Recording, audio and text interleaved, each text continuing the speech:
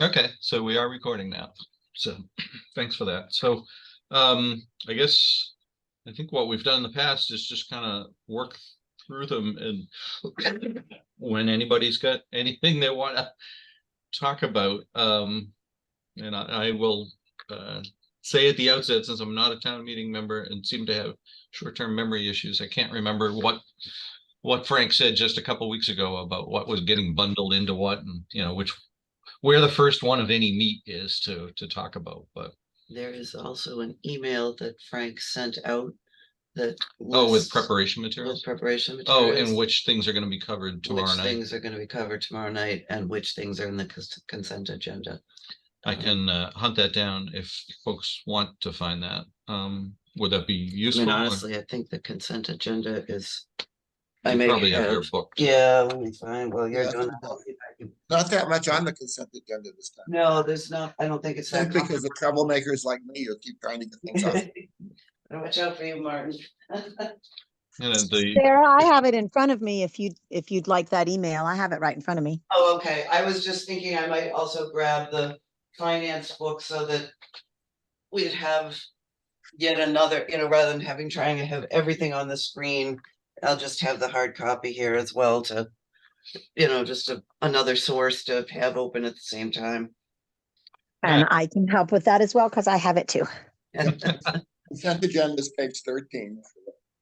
all right. So Not a whole lot on it. which document would folks appreciate to have up on the screen? The warrant itself or the recommendation book? At the moment, I get the warrant up. Might as well start with that. People. Yeah. Well, does anybody have any questions, concerns, anything to say about any of these first few items? These always seem to be the non-controversial things, right? Just kind of administrative. Yeah. Well, the first one, the first ones are usually the, I don't. There's a committee article, omnibus budget. So is that where the entire budget gets approved? Or? Well, no, this isn't the budget. The budget was approved in the spring. This is any changes to the budget. Changes. Supplemental. Yeah. Supplemental. It's not a huge. I have a question about number one, Article 1. Yeah. If everybody votes yes, does that mean that you sit there and listen to a whole bunch of reports? Yeah, one report. You do one at a time, and there's only one motion on that. It's in the FinCom book, page 22. Is to hear report of the Samhain House Committee, which I thought we did last time, but maybe they have something new to report. Yeah, I think maybe they do, but also generally those reports are relatively brief. So it's not like we're going to be listening for an hour and a half to. Okay, cool. Just curious. If any committee wants to make a report, they have to tell the moderator 48 hours ahead. So it's probably unlikely at this point. Thank you. I can certainly say, if we're just looking at the first page there of the first half of warrant articles through 14, that I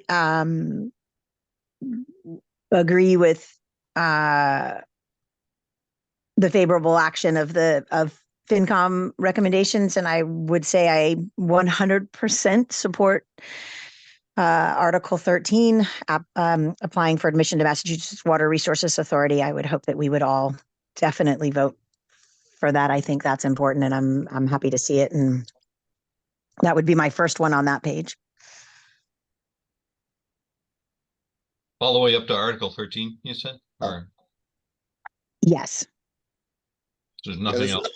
A whole lot of controversial stuff. There is or is not? There's not. Yeah. On that first page, up to 13 and 14, I don't think there's anything extremely controversial that will. Yeah. So on that 13, on the Water Resources Authority, do folks feel like they understand what's happening there? Does anybody else have any questions or concerns about it? Why, Brindley, why is it you're 100% in favor? What and not that anybody's going to disagree with you, but what's the What's the elevator speech? The short version of why it's a good idea. The elevator speech is that I am not competent enough to relay everything that they said when they made their presentation to the select board, but I watched the presentation to the select board, and I think this is a good thing. I can weigh in just briefly. Oh, hi, Catherine. Hey, Brinley. So the Massachusetts Water Resources Authority is offering for the first time to waive all its connection fees, which are, you know, $15-20 million, some crazy number. And so in order to allow us to have the option, given PFAS issues, if we have to shut down another well, if we have to install another filter, we'll still be able to have a supply of water adequate. From what I understand, all of our wells and our water sources are more than adequate, because we're in 2 different watersheds, more than adequate for the town. But applying for admission now, while they're waiving the connection fees, gives us a backup in case there are issues in the future. So I'll weigh in. I have had a cold and am a little behind in my preparation for meetings, so I have not yet watched that presentation. But more broadly, the concern with the PFAS is that EPA and Mass DEP have been leapfrogging each other in how stringent their PFAS regulations are. And Yes. part of the concern is that EPA is proposing some regulations that they're not proposing to regulate exactly the same way that DEP does, but there is the potential that even though we meet DEP's current standard, which is more stringent than EPA's current standard, which is what got us in trouble the first time when DEP lowered its standards, now EPA could lower it again to the point that even though we have this nice new state-of-the-art filtration system, we might still be over on the new standard. And so this is just the way regulations work. As technology improves to detect things, as research improves to show what kinds of problems can be caused by different compounds, standards change. So, and the Elm Bank backup wells, which were not as affected by the PFAS, they are very tightly regulated based on the flow in the river. So there's a whole lot of complex technical stuff that goes into it. But the bottom line is that having that option is a good place to be. Even if we don't use it immediately, it would be good to know it's there. Is there an ongoing charge to just have the option for this? I mean, I get that there's no connection fees, which that was going to be my other question, is how high would those fees normally have been? Are we saving $100 or $100,000? Millions. Millions. Millions. Yeah. For connection fees? Wow. And we don't know how long they're going to waive those fees. So since they're doing it now, it makes sense we don't have to buy water from them until we need to, but yeah, if we go ahead and prophylactically apply, then perhaps we'll be covered in the future. It's kind of a belt and suspenders thing. Yeah. It all sounds good. I think one of the times we have gone through this in the past, I've at least attempted to ask if anybody wants to kind of argue against it, but also B, like, even if nobody's not in favor of it, is anybody at least aware of a way to articulate what the arguments against it have been? It doesn't, I haven't heard any. So, so any reason this doesn't seem to be 100% thumbs up? I haven't heard any reasons in my talking with people. Yeah, and it hasn't seemed controversial then to the town or to anyone. Good. I mean, I know they looked into it briefly a few years ago, and it was determined at that time that cost-wise it was prohibitive. Yeah. Good. Well, hopefully folks won't spend a lot of time debating it then. A quick question, just to understanding, this is Rick. Is it that the fee were we to start using it, is supply based, not like just an annual sort of hookup registration fee, or there's no, what they're waiving is that part of it, I guess, right? And if you actually go on it, then you pay by usage, not sort of just like, okay, here's an annual fee plus usage. That's the only thing I can think of in ignorance that somebody might raise. So Rick, I think you're right. It's just based on usage at the current, whatever the current water supply rate, the prevailing rates are for all Yeah. of their communities, it'll be just based on that. Yeah, okay. I just wanted to, I mean, the only question I could see coming up is, will we pay for water that we don't use or that somebody else uses? A good question. Thank you. I seem to remember that question being asked and answered as no, we wouldn't be paying for things we wouldn't be using. Makes sense. They wouldn't even want to do this. Okay, thank you. Yeah, cool. Great. Thank you for bringing our attention to that one, Brindley. What's next? Articles 14 and 15 are both zoning bylaws. Because we had, yeah, well, 16 as well, 17, 18, 19. Yeah. Whoa, this is all zoning, huh? Yeah, I can, go ahead. I was just going to say, I'm still doing homework on the zoning. So anybody that wants to chime in on those, I'm grateful. So Right now, 14 it looks like it all makes sense to me, but I'm not sure. 14, 18, and 19 are all on the consent agenda for no action. So I think we can skip over those. Okay. 14, 18, and 19. All right. Well, 15, 16, and 17 are both deal with the use regulation schedule.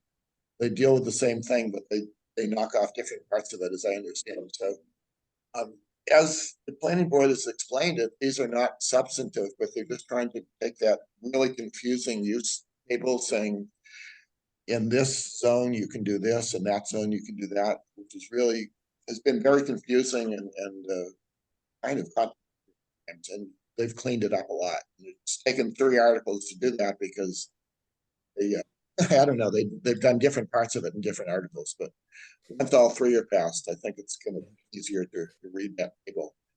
There was some cleanup done in the last town meeting where they took the A's and the P's.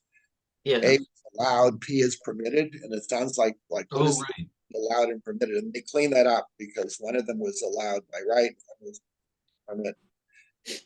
Clean that up in the last town meeting, clear, and now they're cleaning up.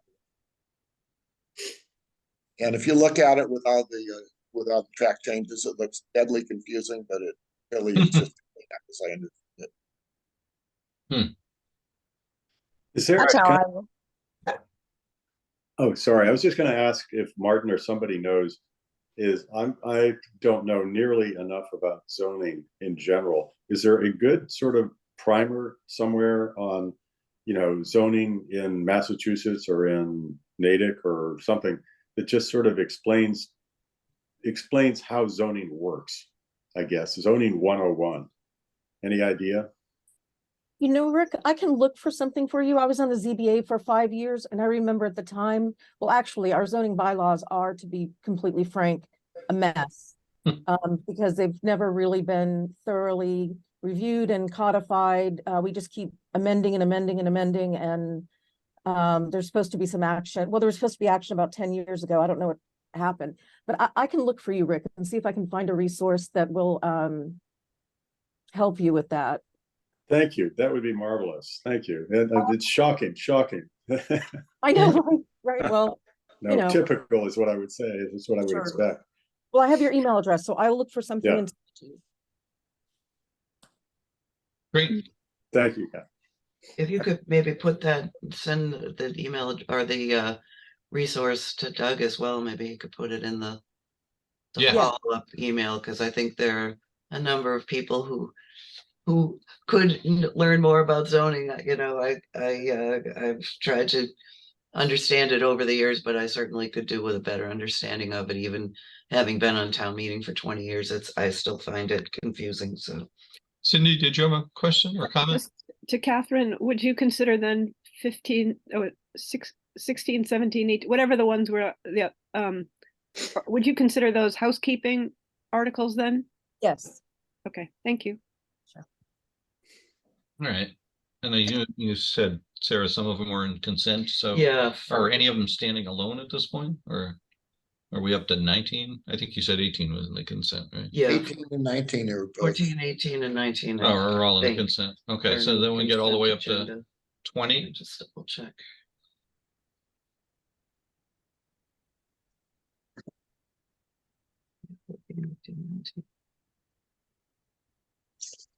Twenty, I think that is that the one that deals with the North. parcels on Uh, North. no, 21 is the North Main Yeah, Street, no, but this is this is the one on Route 9, right? 9, I seem to remember being Route 9. I think it's Route 9. is this the case of there's like this little hole of there's a whole bunch of things zoned the same way and one that wasn't or something? Yeah, something like that. Yeah. It was the highway district. Yeah. We did one of those for, I guess, math works at the last time meeting. And there's Right. across the area. Yeah. Yeah, it is Route 9. On So, are we Yes, I think you're right, Martin. When I'm rereading it, I seem to remember that, and I think you're right. yeah, it's marked here on the map, actually. so is another Yeah. case of kind of making things consistent with what's Yeah. contiguous. Yeah, Yeah. Yeah, I don't know if you could do it quickly, but if for a map in the book. I am. In the book, Map, yeah. page 132. Let's see. Wait a minute. Of the book. 132. 132 of the book, which is digital page. I don't know what, but It might have to do with also MathWorks, I know, wants to redo one of their buildings. I know they're getting ready to Catherine, I don't know if they've come in front of you guys yet, but I know they're working on that. I know they want to Yeah. redo one of their buildings. We approved it and we sent it to planning. And I think you're right. I think this is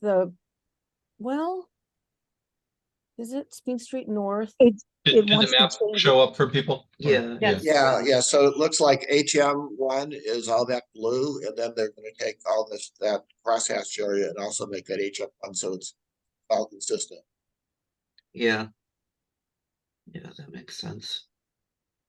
Yes, that is MathWorks down around Superior Drive. Yeah, Yep. that's what I thought. I thought it was the MathWorks one. Yeah. Talk to us about what is MathWorks wanting to do? They want to build a new facility and connect it to their Worcester Street campus. Oh, I think, Catherine, didn't they? I think they're trying to redo a building that they already bought. And I think they're trying to I can't remember if it's level it and start over or if it's renovated it, but I think they're trying to work with an existing structure to make it something else because they want to grow bigger. I think they want to, Yeah, they definitely do. they want to grow a lot bigger, which I fully support. I think MathWorks is a great company. So Yeah, I'm no, happy I that they agree. want to stay here. I agree. I think we're lucky to have them. So Little trivia, they are currently the largest software company in Massachusetts. nice. Wow. And one of our top 3 taxpayers. So I'm very much in favor of expanding our commercial base that doesn't impact our schools. Right. Yeah. And they help Pat out now and then too on the cleanups. Well, they're good, just good citizens. They They're are good good corporate citizens, and over the years, having known a number of people who work there, it seems to be a good employer. So Cindy. Yeah, they're Sarah great corporate got their citizens. hands up. So Cindy? I'm just looking at this and I'm seeing that what's proposed is to change the area around Lake Cochituate. And there's a couple of lots and it looks like one building on the south side. So I'm not really clear why it relates to MathWorks. It just seems to me that it's a lonely little industrial 2 area, and that the owners of those lots 22, 25, 252A and B want and maybe some of the other would like to be in mixed use or something. I don't know. Is it the owners that are asking for this or the planning board on behalf of is it?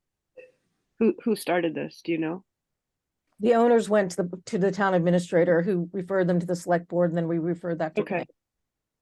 Okay. Yeah, actually, it is probably only those two properties, because all the other lots are probably owned by DCR, because the area adjacent to Lake Situate is all parkland. Okay, it says this would allow a small corporate campus to be built right next to the rail trail there. I guess if it's industrial, you can't have an office building. Is that right? That's probably, yeah. Okay, so that's probably what's going on. It seems good to me. Yeah. Okay. Just go back to the warrant here. These next couple are based on citizen petitions, right? Of Mm-hmm.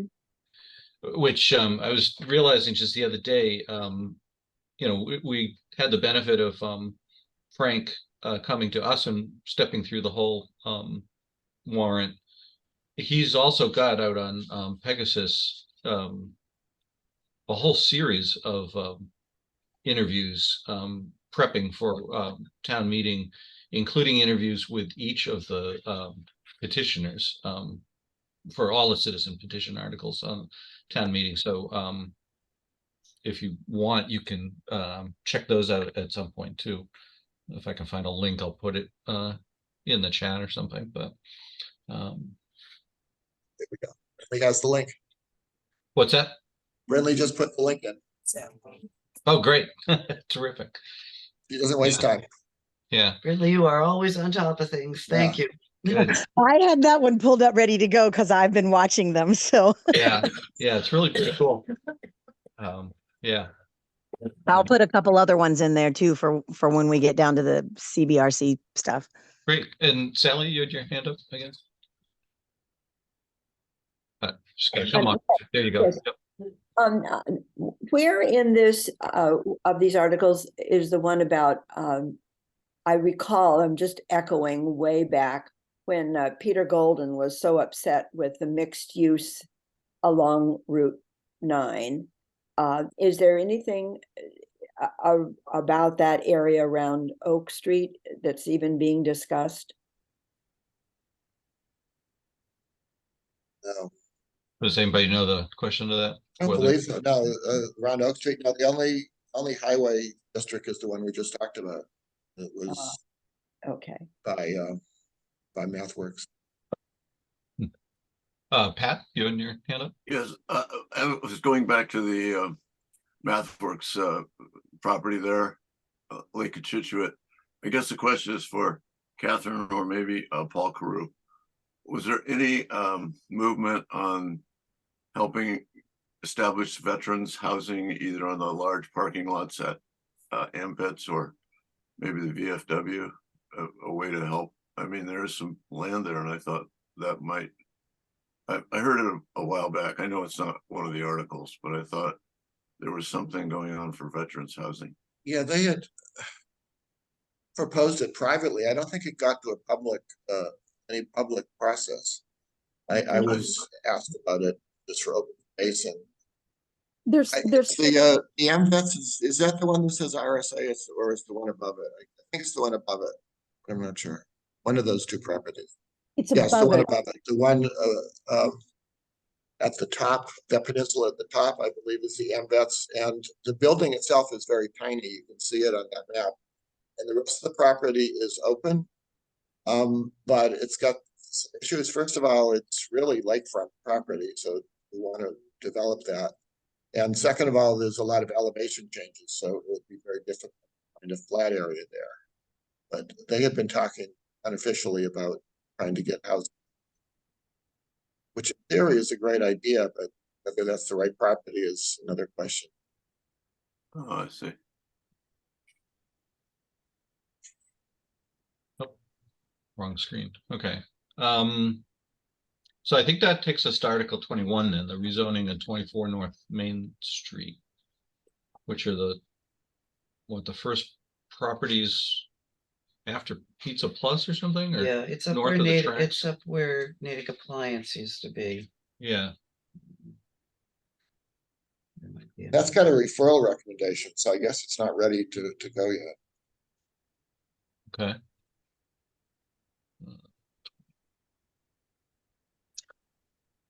I think that brings us to 22, which is the next one that I would really like to Body ask art. for approval on. Yeah.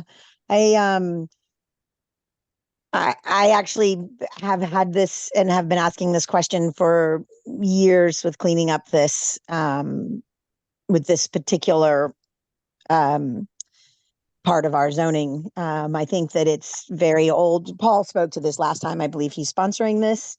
He spoke to this last time. This is the one where a business wanted to come downtown and couldn't because some of the cosmetic things they wanted to do fell under prohibited, being prohibited in that area because we limited anything that falls under body art to Route 9. And there are a lot of cosmetic procedures now, and including henna treatments, which are really minor when you're talking about body art, and that aren't allowed in that area. And he explained to us that there was a business person who rented a space and then couldn't do it because couldn't do her business because found out afterwards that it wasn't permitted. And so this just allows for body art in that area of downtown. Friendly, I wanted to bring up 2 quick points on this. So this woman actually went to the clerk's office and asked before she leased space downtown, and they said, yes, it is permitted, but they didn't tell her it was only permitted in the Golden Triangle. So she leased a spot, went to the Board of Health, and found out she couldn't do anything. And so she had to pay several months of rent with trying to figure out how to work around this. And it was just by fortune that Paul Joseph was in the Natick Center Associates office 2 days before the warrant articles were due, where she was talking about this problem. So he went ahead and put this all together, got it before zoning. And the reason I raised that is because one of the things, one of the rebuttals to looking at our form of government is that we can always call a special town meeting. And that's true. We'll do that for MathWorks or the mall or one of our other top 10 taxpayers. But when you have an esthetician who's renting a small spot downtown and she's out of pocket on rent, I don't see the town saying, let's get everybody together so we can rezone this area and make sure that she can stay in business. So that's just food for thought. It's not. So I feel really, I'm thankful that Paul took this on and ran around, got the signatures, drafted the motion for her. But otherwise she'd be out until the spring. If those 2 days had elapsed, she'd have to wait another 6 months of paying rent and not being able to make enough money because the rent, permanent cosmetics and permanent makeup, it's not like getting your hair cut, right? Like you have your beautician who cuts or trims your hair every 6 weeks or touches up your roots. Permanent cosmetic, it's $2,000. And then you might not go back for another 6 or 8 months for something else, maybe. So I'm really, how this article came about really illustrates to me some of the limitations we have right now. Yeah, Catherine, thank you so much for bringing that up. You were able to call it better than I was, but I agree with you 100%. Yeah. Does anybody want to speak to the other side or is aware of any arguments out there for not in favor of this? Certainly sounds like a good idea and correct. There is an argument against it. The argument against it is downtown businesses don't want to have a quote tattoo parlor next to their very fine establishments for which they're paying top dollar rent. So that is the only pushback that I have heard. And the Board of Health regulates these things. So it's not as if you're going to have, body art is very different than it was 20 years ago. It's so much more, accepted. It's more body art as opposed to biker tattoo parlors and things like that. But that's one argument against it is some business people downtown have said, would this allow somebody to open a tattoo parlor right next to my fine jewelry establishment. And I'm making that up. That wasn't one of the, Yeah. one of our, that's not attributable to anybody except me. Mhm. I will say, I do remember the rebuttal to that. So their argument in that was that they still have to get a permit. So it's not like it's carte Yes. blanche. Yes, So it's, yeah. And I think Catherine raises a really good point that, you know, those of us on this call who are of a certain age grew up hearing, oh, people that get tattoos or, you know, you gotta stay away from them. And the world has totally changed, you know, tattooing has become, and body art has become so much more mainstream that it's a different world. And I don't see a problem with this, frankly, but. Cool. And neither does Sally. She's waving her thumbs up. So And yeah. Sally. Yeah. Good. Okay. And clearly the finance committee didn't see any issues with it either. Voted in favorable 13-0. So cool. Let's see, what's the next one? 22. Wait, is this, oh, That's the this is same one. Yeah, same that's article. just the detail. Sorry, 23. Okay. Dead End Now Streets. we're This is getting a into- citizen petition by Roger Scott, I believe. He's got 2 on the Yeah. agenda. Yeah, he's got 2. I think it's a refer to sponsor, and I think that's how it'll end up. Is my take on 23. Yeah. It And was just pretty a much, real quick reminder of the actions that town meeting can take in terms of, like, you know, indefinite postponement and referral and approval and so forth. A referral to sponsor means what again? It's not ready for prime time, to quote some of our, so the issue was, and actually I kind of feel for Roger on this, is that when he filed the article, there really wasn't, well, actually there is, but he didn't really understand it. In order to file a zoning, this is technically a zoning bylaw, it has to go before the planning board. And before it goes to the planning board, it has to come to the select board for referral. And so when he wrote to Donna Donovan and asked for the form to do a citizen's petition, she sent with him a very detailed, long guide on citizen petitions, which Linda Wolfschlager and I and Bruce Evans and Martha Painter, who is a resident who had such a hard time navigating this. So the 4 of us sat down and hammered out, you know, rewrote it, put in graphics. And I don't know if he consulted it or he did and he was overwhelmed, but he submitted the article. And because he submitted it a couple of days before the warrant was due, the select board didn't have time to meet. And you really need to, for zoning bylaws, they need to be done months ahead of time because it needs to come to us, then it goes to planning and, you know, the CED director and the town administrator, and lots of people get together. This was sent to, it's referred to sponsors, so because it's not compliant with the town bylaw process for zoning bylaws, but also because town council said that this was not legally sufficient, the language. so didn't he also, wasn't he supposed to have a motion ready so that the planning board could Yes, he did, realize that? right. Yes, that's exactly right. With the motion being the details of what would actually be the zoning bylaw if it's passed. He Right. basically looking to have somebody else come up with the answer, but he didn't have the actual. Yeah.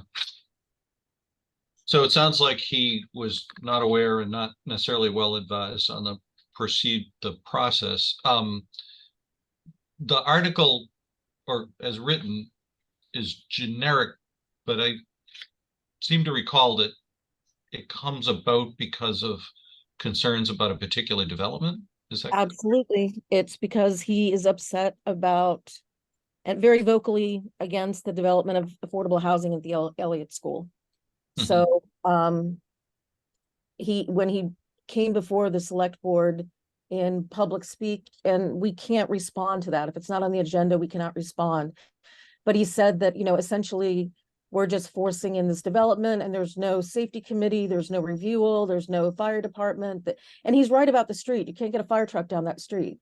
it has to back up. Right now, DPW has to send, this is on, what is the name of the street? It's 5 Auburn Street. 5 Auburn. Yes, thank you. So, right now, the DPW has to back up its trash and recycling on there because there's no place to turn around. So what we did in the RFP and the contract with the developers, we built all this in, knowing that before any groundbreaking takes place, they're going to have to go before zoning for a permit. They're going to have to get sign off from safety, from the fire department, safety committee, DPW, town engineer. It's not going to be it's not a slam dunk. And so after that meeting is when he drafted this and submitted it. So it was, and when I raised that during FinCom about it being about 5 Auburn Street, he said, well, no, but there's other streets, my street, Water Street. Somebody could come in and knock down some houses and build a big condominium.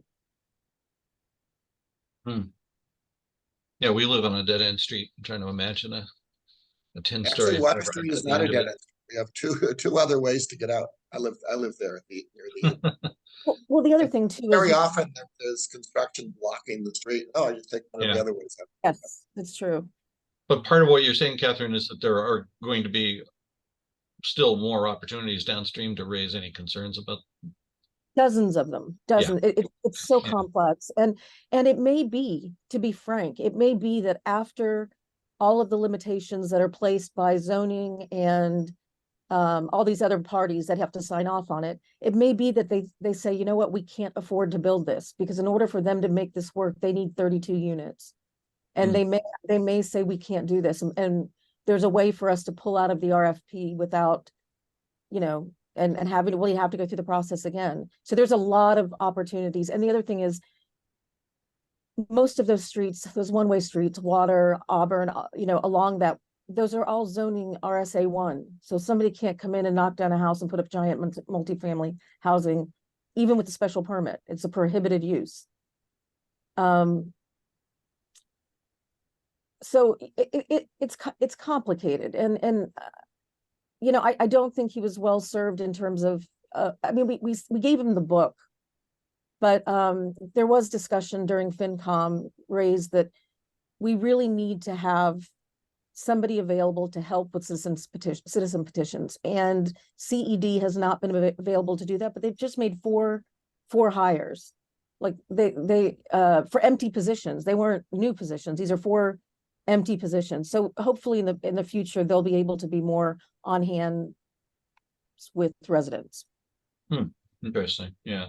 And as we know, he's got another citizen petition, which we'll come to, which in my opinion suffers from some of the same issues of just not as well prepared. It doesn't speak as strongly as it could, perhaps, if he was better aware of everything. But anyway, separate. Thank you for all that. And does anybody else have other comments or questions, concerns about that article? No. Okay. 24, Charter and Bylaw Committee Review and Extension. This is one of the things Paul was talking about last week. Yeah, I think 24 and 25 probably have to be taken at the same time for us as a discussion to understand what it is. Catherine's probably going to be much better at this since she's done so much, since she's so much better at it than I am. But as I understand this right now, here's where we are with the Charter and Bylaw Review Committee and the situations. I did go to last Wednesday's meeting after we had Paul here last week. Then I did go as well to the meeting to see if I could understand even more of it. And the way I understand this is they're proposing to have all of the motion pass in the end. So what they're going to do is go through every single motion as a yes or no, and then come back and add all of that to the main motion so that all of the little motions are a part of the main motion, and And then the main motion would pass because we've already gone through all of the little individual motions. That's how I understand the big picture. Did I That's say that right, We don't Catherine? have any of it in front of us yet because the finance committee just signed off on it, I believe, last Tuesday, and they're supposed to be putting out a supplement recommendation book, and that hasn't come out yet. So It has not, and my guess after going to Wednesday night is we won't see that for probably another week or two. Yeah. I asked several questions there on Wednesday. I it was going too fast for me to be able to write down every single letter to the motion, but it's A through U. It's a lot. It is a lot. And I think some of them are pretty good and I'll probably vote yes on them, but there are some that really, really concern me. Since I can't, I mean, I'm happy to tell you which ones struck out to me as being problematic at this time.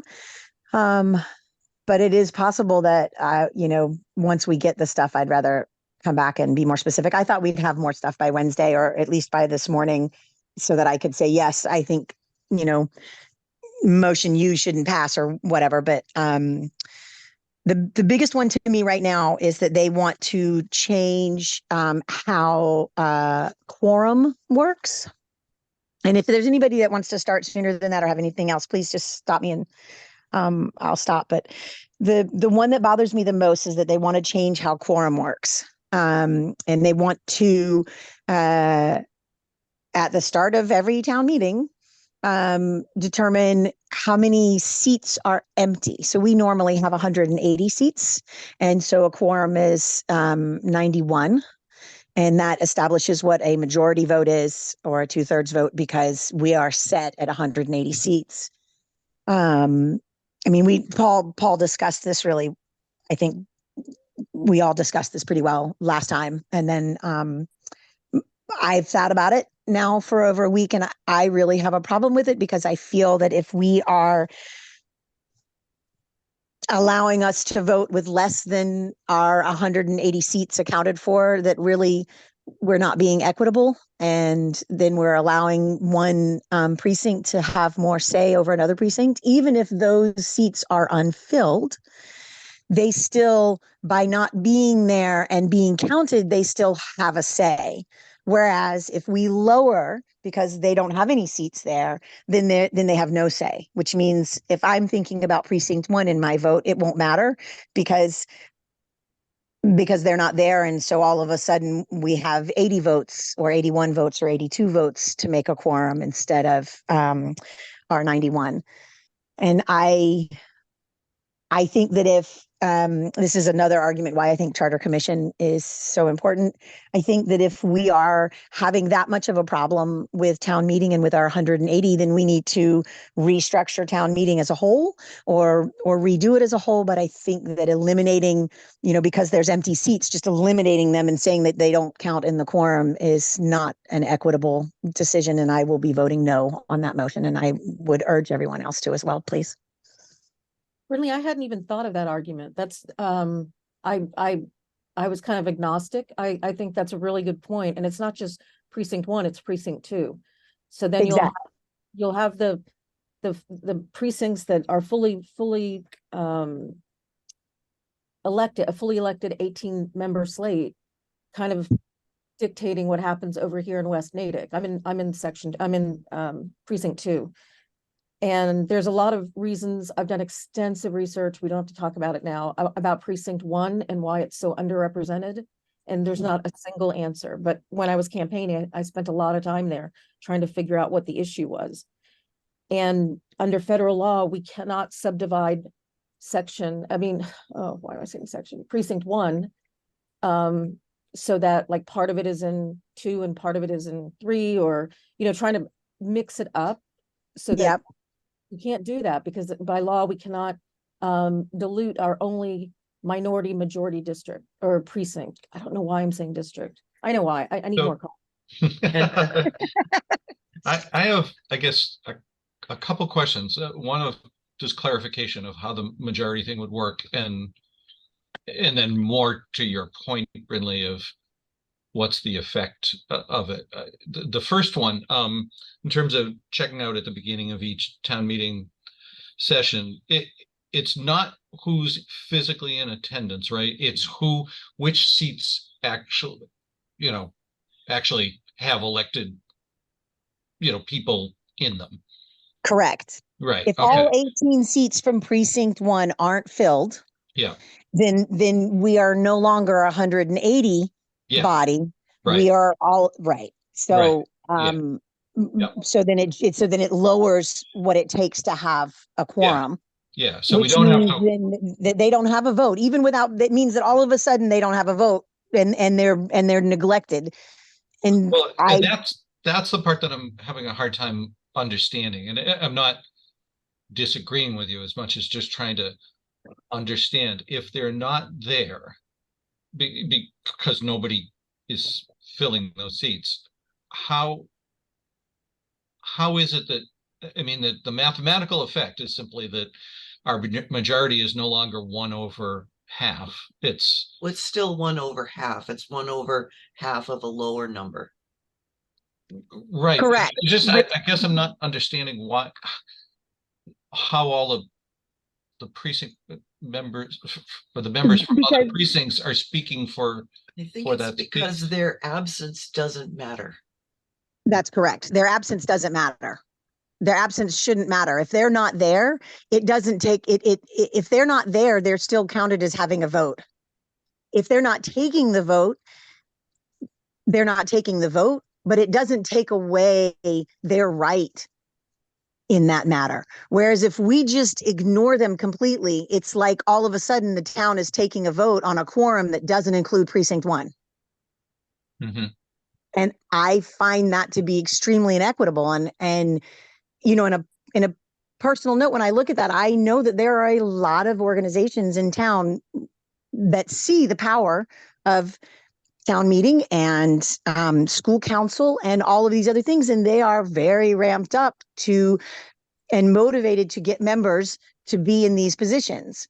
And I'm not saying they are, but if something happens in the future where we have a group that wants to monopolize something, they will have a much easier way of doing it, because 18 seats are automatically not included anymore in the count. And so if they get 18 members somewhere to participate, they're having a much larger impression upon the vote, solely by the fact that we've just taken away 18. Okay. Cindy and Martin both have their hands up. Cindy, you're on mute. Cindy, you got to come on. So two things. The first thing was that I would love to hear you talk to Paul Joseph about this issue and see how he responds. And second, could you put out 2 examples with the math, Brinley, of a particular issue that you might imagine, like just some fictitious thing, and show the math that you're talking about? Because I'm just like Doug, I'm having a hard time wrapping my head around. I get what you're saying at a gut level, but I want to sort of see it in the math. Brinley, I'll leave the math to you, but could I come up with a fictitious issue? I would love for you to do that. And I will say already that I have already, after Wednesday night, on Thursday, I guess, because it had been sitting hard with me when Paul made the argument for it on last CWAP. And then after listening on Wednesday night again, they specifically use precinct 1 as their example for why they need to do this.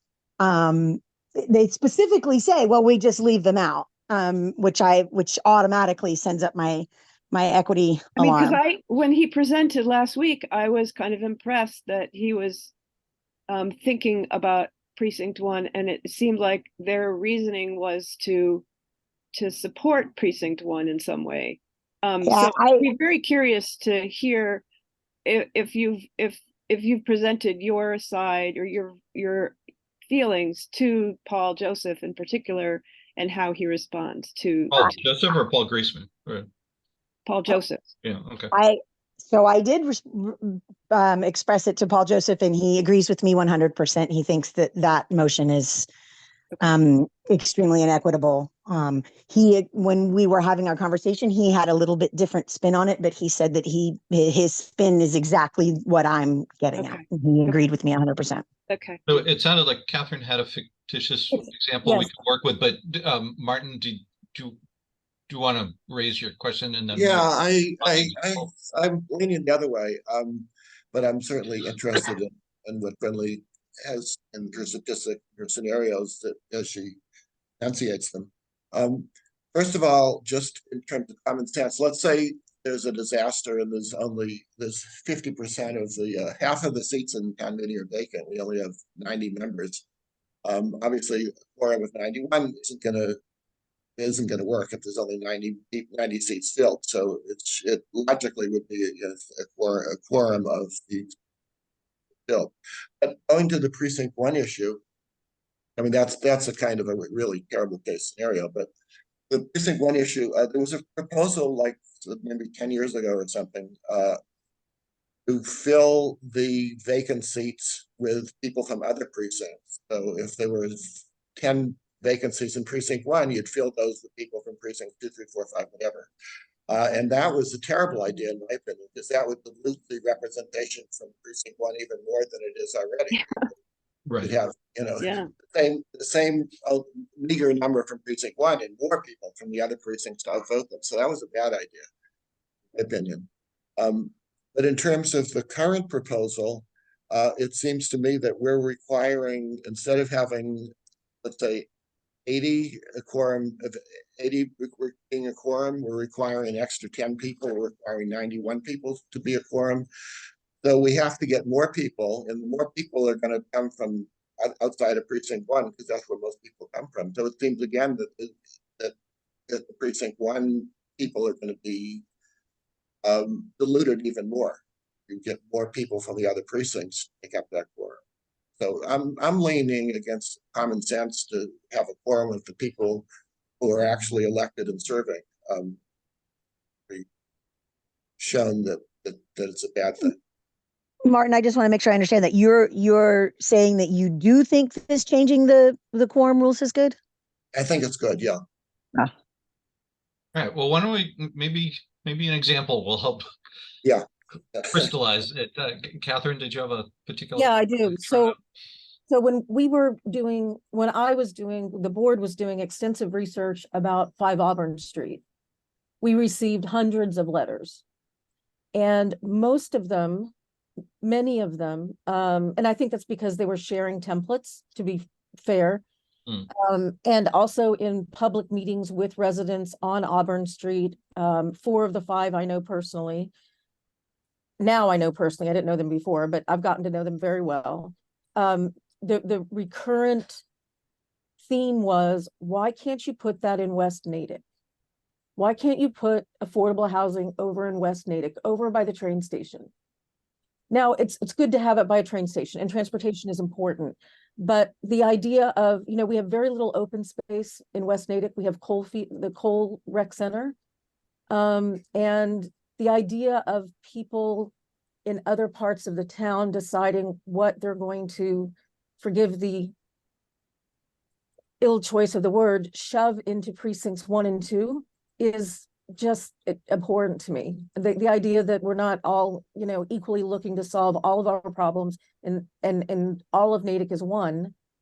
Sometimes that doesn't open up. If for example, if a chapter land's opened up, chapter lands are lands, usually open space, that are protected under tax classification. The owner will register it with the town and the state and say, I won't build on this land because it's either agricultural or it's forestry or it's something.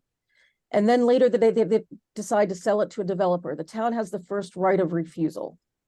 And if we decide to buy it, let's, let's say we don't decide to buy it, he sells it to a developer, they have to pay the back taxes that they would have paid, that they got this discount on since the beginning of the chapterization.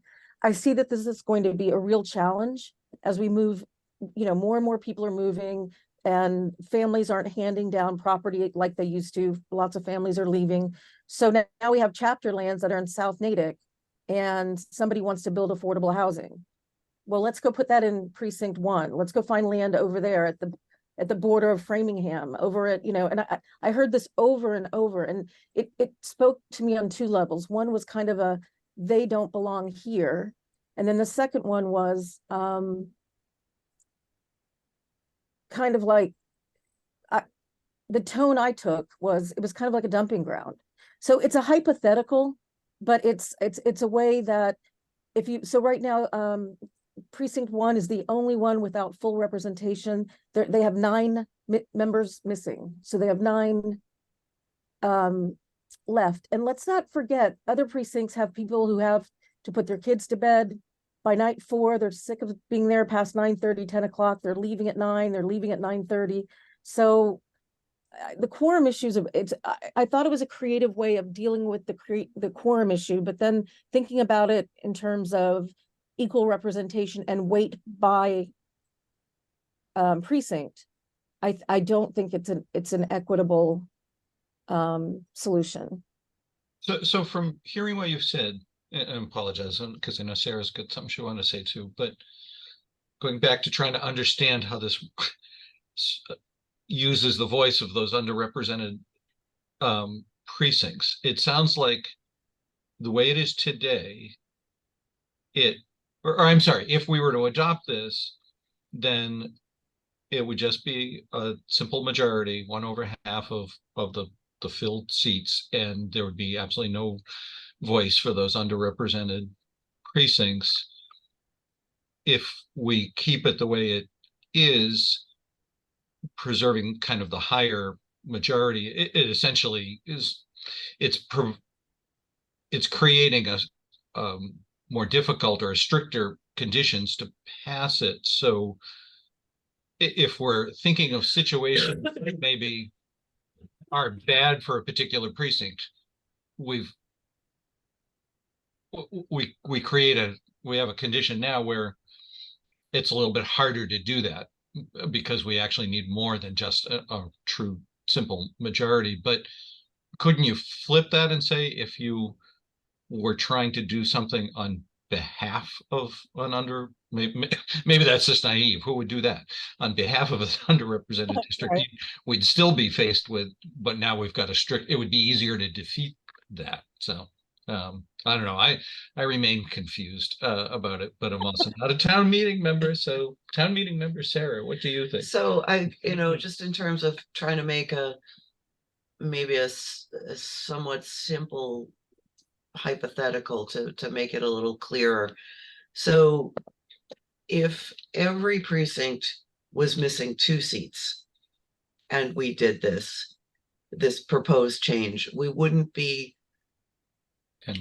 penalizing or rewarding any precinct, because it would effectively be saying, now each precinct gets 16 people instead of 18. But if we were to imagine the situation being more extreme in precinct 1, such that precinct 1 had no representatives and every other district was full, we are now saying that the quorum is, I can't do the math in my head at this early hour, I apologize, but whatever 180 minus 18, what's that, 162? So quorum would now be 83. But that's effectively just wiping precinct 1 off the map.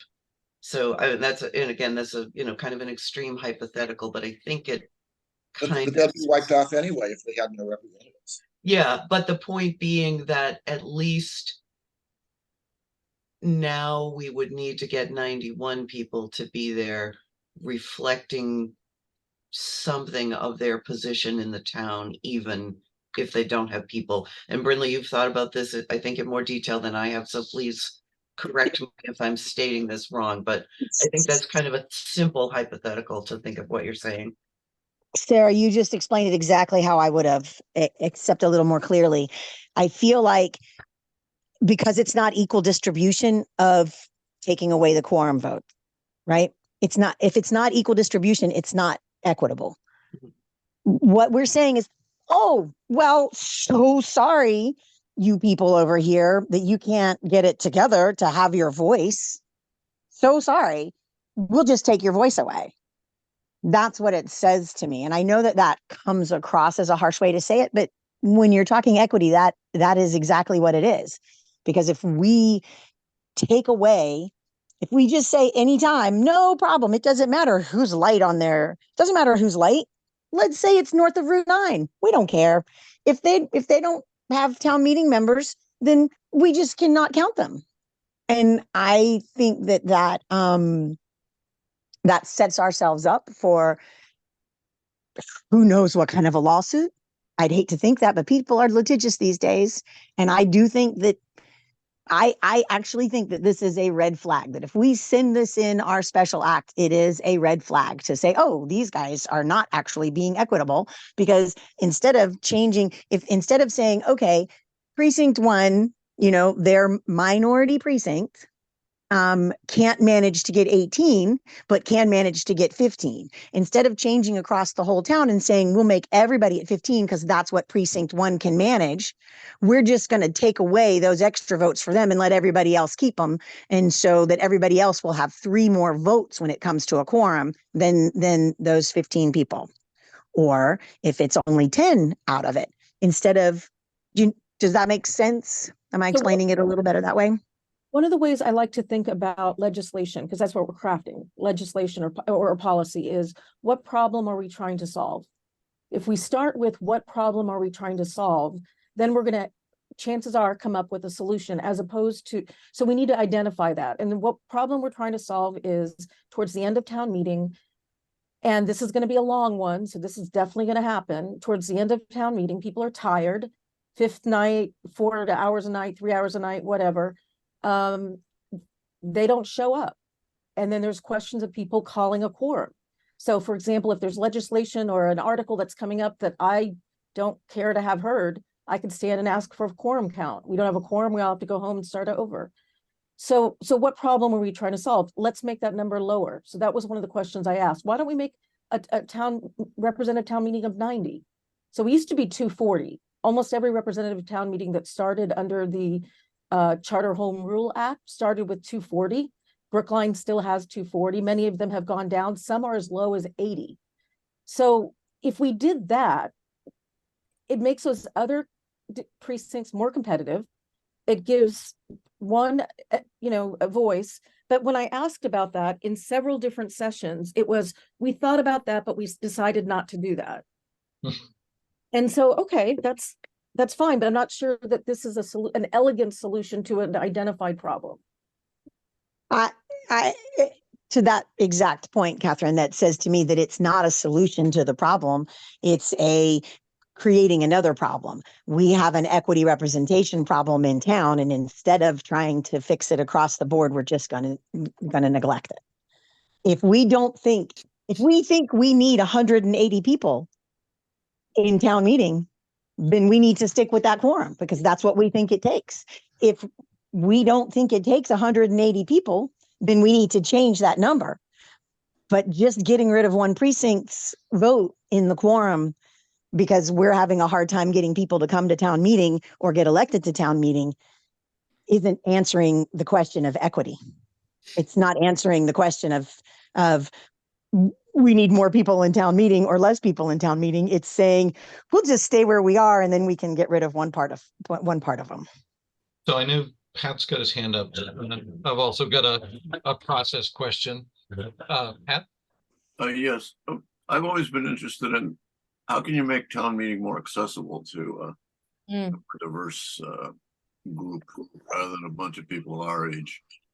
It seems to me that when I was in town meeting just those few years, it was dominated by people, whose children are grown up or they had a lot of time on their hands or whatever. but it just seems like town meeting, the structure of it prevents diversification of the membership. And I think the town ought to work on trying to make it more accessible for young families or single mothers with children, or whatever, you know, it can be done to make it a little more representative of who actually lives in the town. Yeah. Rick, you had your hand up as well. No, just a quick comment that this is great discussion and context for the Charter Commission, why we need a Charter Commission to look at this, you know, given the values of the town and so forth. It strengthens, I think, the talking points that we have trying to, you know, rally signatures to the Charter Commission. To that point, once we get the recording up online, I'd invite any of you that feel passionately about this to highlight where on the video, we're what, an hour and a quarter in, this discussion is occurring, and send a link to the recording to the Charter and Bylaws folks, and say, just so you're aware, Coffee with a Purpose felt passionately about this and was discussing it during these 10 minutes. I had one more process question that goes all the way back to when Brinley was describing how this whole article is going to work in terms of a whole bunch of motions, each of which would be kind of voted up or down, and then all the ups would be combined into one grand article voted up or down. If I'm describing correctly what you said, my fear is that along the way, doesn't that open you to collecting a lot of no votes of, you know, I'm okay with most other things, but I absolutely do not want this one to pass. So if that one got voted up, even though if I lost on that individual one, I'm going to vote the whole thing down because I can't abide that one being up. If there's a whole bunch of these things, you can collect like little pockets of no's. Does this put us at risk for the whole thing not passing? So, Brinley, could I take that? Yeah. Sure. So the way it's going to work is they're going to start with a blank main motion that is to and each of these what we would normally call motions are going to be called amendments. So amendment 1, so the main motion will be, you know, will we file a home rule petition for special act legislation with the general court, yada yada yada. Then it'll be the way Frank explained it to me is that instead of motion A, or let's say Charter Article 2, that would be motion A, we would vote to amend the main motion by adopting Amendment A, Amendment B, Amendment C. So each individual element or motion would be voted on independently. It's the reverse. It's going to be, I saw one of the smartest women I know, Linda Wolfschlager, baffled for 15 minutes while Paul Griesmer tried to explain this to her. And it's going to be a big sea change in trying to understand this and getting everybody on board to understand what that process is going to look like, especially if the main motion wants town meeting to adopt a home rule petition for special act legislation. So that's another question. There are certain changes to charters that are required to be done by special act legislation, elections, changes to the voting bodies, a couple of other things. Not all of these need to be special acts. So one thing to keep in mind is that you, a great example, the liquor laws. When we used to have a liquor law that, well, we still do, that in order to get an all alcohol liquor license, you had to have 100 seats. So the way the former select board did that is they did it by special act so that no subsequent select board could choose by policy, which we have a right to do under Massachusetts general law. Now we had to go and petition, we had to go through town meeting and then go petition the general court. We still don't have that turned back to us, and that was a year ago. So if we want to change any of these things going forward, we want to change the quorum. Well, actually, the quorum would have to be special act. But if there are a number of things in here that do not have to be special act, not by law. And subsequent town meetings will need to files, special act legislation to amend or change any charter changes that we adopt this town meeting. So the main motion as the process is going to be file a home rule petition for special act legislation. Do you accept that or not? I don't know what happens if you say no. That's still unclear to me. If we all vote no, we don't want a home rule petition. I don't know what happens to all the amendments. But these changes are going to be done as amendments to that main motion. Okay. Is this particular thing we're arguing about part of the charter change or the bylaws change? I can't remember. Just charter. Oh, it is part of the charter? Okay. Yeah. So what we're talking about applies to that, yeah. The bylaws doesn't have that process. That's, I think, those one at a time. Right. It doesn't need to because it won't be part of the special legislation. We can change bylaws on our own. Brindley, did you So, want to? Oh, sorry. yeah, I would love to add to that. Yeah, I asked Catherine, that. were you done yet though, Catherine? Yes. Yeah, You're done, okay, yep. great. Yeah. So I see how Catherine is answering that is different to what the question that you asked, Doug.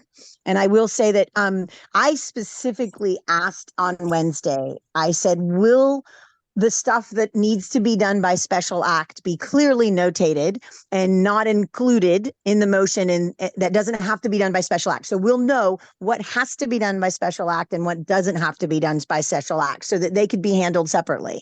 And I was informed by the CBRC that everything will go in under a special act. So even the stuff that we don't have to change that way will be changed that way. It will be changed in the special act.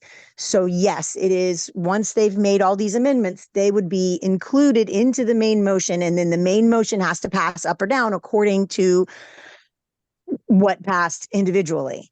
So to your point, Doug, yes, I do think that it actually could cause a problem in terms of getting anything passed in the main motion, because if there are a bunch of the individual amendments that are controversial but pass anyway, and then are in the main motion, I can see people voting the main motion down. I can say for sure that I will be one of those people. If the change to the quorum passes, I will vote the main motion down because I am so adamant against the changing to the quorum. So to your point, Doug, if that answers what I think you were asking, yes, I do actually think doing it this way will affect whether or not the main motion would pass. So I saw that Cindy was shaking her head vigorously while you were speaking, so I'd like to take her out of turn ahead of Martin, just because do you have a different take on it, Cindy? My understanding is that the main motion passes first, empty. Is that, Catherine, what you said? That's my understanding. Okay. So the main motion passes first, and then whatever people want to go in, it goes in. If people say no, it doesn't go in. That's my understanding. Yep. So you're going to vote no on the main motion before you even vote on any of the articles, on the little amendments. Is that your strategy, Brindley? If it does end up being that we take them in order like that, yes, I will vote no on the main one because I feel so strongly about some of the amendments and will not take the chance on them passing. You're correct. Okay. Interesting. Well, I think it's a brilliant strategy because if there are any certain ones that people don't want, that the town meeting doesn't want, that they would not go in. And for any that I think it's more, the way I heard Paul present last week was that it's a much more efficient process, since some of them have to go through to the general court, and we want to make all these changes. It's much more efficient to bundle them all together as part of that home rule petition. And it doesn't mean that they can't, that the ones that don't have to go to the general court can't be dealt with later, or even rescinded later or added later. Martin, do you want to? Yeah, I 2 points, but I wanted to move on, but I have to respond to the last thing. My understanding is that the motion is going to be made for the home rule charter, but it won't be passed. And then amendments will be proposed to that motion, and then the whole thing will be passed, because you can't make amendments to something after it already passed town meeting. That wouldn't work. You can't pass the home rule thing and then make amendments to something that's already been passed. So my understanding is different. And somebody should check that out and make sure I'm right. That's how I understood it, Martin. That's exactly how okay. I understood it. But Okay, yes, but I somebody could be just- wrong, which is why somebody I just- defer yeah. because I could be wrong. Someone So I just- guess the challenge is on Frank to But anyway, I describe wanted to this. also bring up that I think we've spent a lot of time on this one particular point, and we have 10 more articles and 5 more minutes. So if there's anything else we want to talk about, I think that things really, we do kind of fade away at about 10:30. I don't think we should go on, indefinitely. So if anything else, I would suggest that we deal with it. Yeah, I would agree with that as well. I think we've given fair voice to this concern, and it certainly is something for people to think about. So yeah, other articles. Let's see, where are we?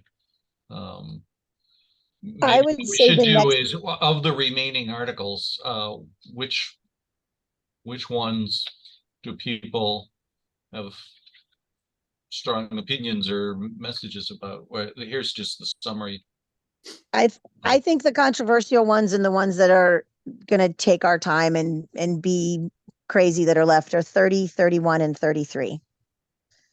So the town seal, gender affirming care, and fixed tax rate. Yeah, the fixed tax rate one, I think, is likely. Was that, did FinCom go referral or back to sponsor on that one? Or I believe so. It's flawed It's a enough, legal right? question. That it's Yeah, town council has said it's illegal. illegal. it- Yeah. So is our tax assessor. FinCom voted IP, indefinite postponement. So it's unlikely to get anywhere, although it may chew up some time for people to speak to the spirit of it. Agreed with that. Yeah. And then with gender affirming care and the town seal. I think the town seal is the one that's going to take the time and be controversial because I think that the people who didn't want us to use the one that we did vote in are going to be vocal to say, to try to get us to not use it again.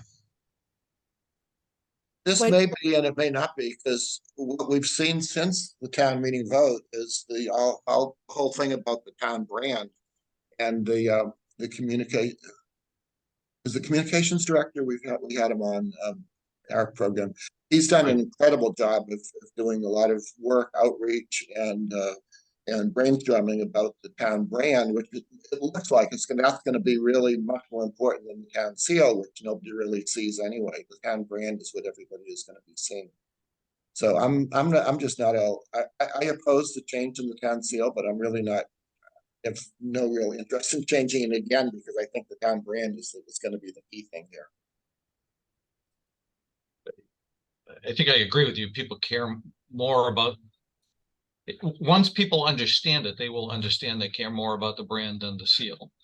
They don't know how much time will be consumed trying to get people to understand what this really is about. Are we looking at a picture of the seal that was just changed, the new seal? No, this is the seal that's being proposed by Article 30. Okay. And it's an interesting this particular presentation on Frank Foss's Pegasus interviews. It's all of about 5 or 10 minutes, I think, for the petitioner. I've forgotten his name. He does a good job of explaining what he's talking about here. His entire intent is that this is non-controversial. It doesn't introduce any kind of a twofold. It's just the seal. It's not what we're going to see all over town.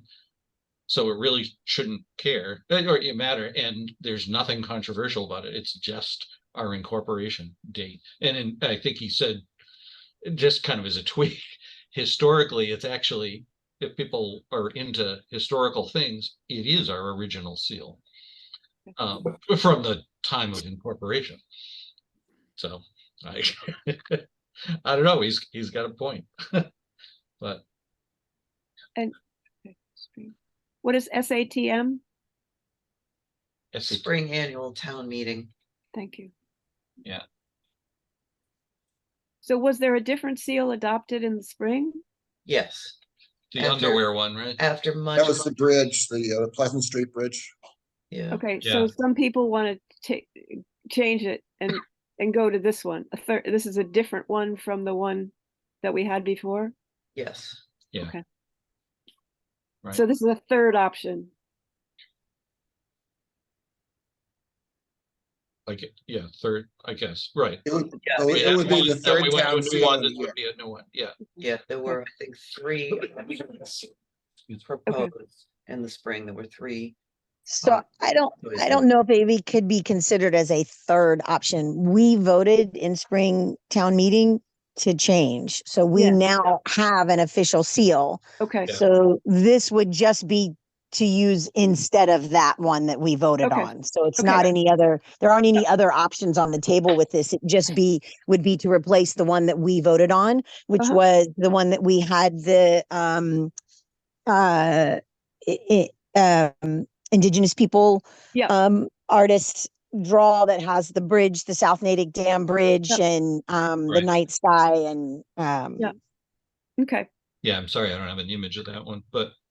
So, Brentley, you were saying you think this is gonna be controversial, or chew up a lot of time? No, I just mean, I think it's gonna provide more discussion than what else was on there because I think those of us who all voted for it are gonna say we should just keep it because it's just our seal.